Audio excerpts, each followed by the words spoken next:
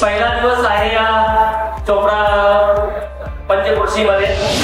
हे मार्गदर्शन आपल्या सर्वांच्या उज्ज्वल भविष्यासाठी आहे, आपल्या मुलांच्या उज्ज्वल भविष्यासाठी आहे। किती चोपडा तालुक्यातले शेतकरी बांधव आहे त्या त्यांनी व्यंकटेश्वरा माती पाणी आणि पांडे परीक्षण जे केंद्र ओपन केले तिचं सॉइल टेस्टिंग केलेलं अशा शेतकऱ्यांना हात वर करा। देशाच्या गृहमंत्री यांनी निःशुल्क सेवा शेतकरी बांधवांसाठी मालेगाव अजनवडे या ठिकाणी भारतातील आधुनिक अशी लॅब ओपन करून दिलेली आहे। 6 महिने झालेले तरी एकाही शेतकऱ्यांनी आपल्या मातीचं परीक्षण फुकट मध्ये असूनही केलेलं नाहीये। काही हरकत नाही, जग जगे तब सवेरा। आज एक कृषी सेवा केंद्र ओपन का केलंय की माझ्या शेतकरी बांधवांना दुसऱ्या कृषी सेवा केंद्रामधून जसा माल घेतोय तसा तुम्ही इथे येऊन चेक करा।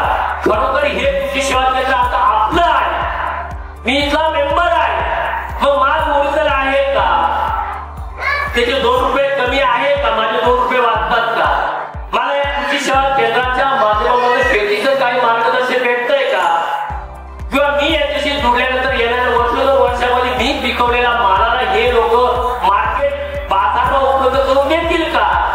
आपल्याला समजून घ्यावं लागेल की ही संस्था आपल्यापर्यंत आज पोहोचलेली आहे, याचं कार्य काय आहे, याचं विजन काय, याचं मिशन काय, हे सर्व गोष्टी तुम्हाला समजून घ्यावं लागणार आहे।